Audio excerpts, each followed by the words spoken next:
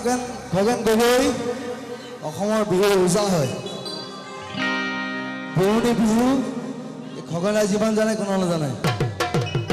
সেইকাৰণে পুৰণি বিহু ষ্টাৰ্ট কৰিছোঁ ওচনা বাখৰুৱা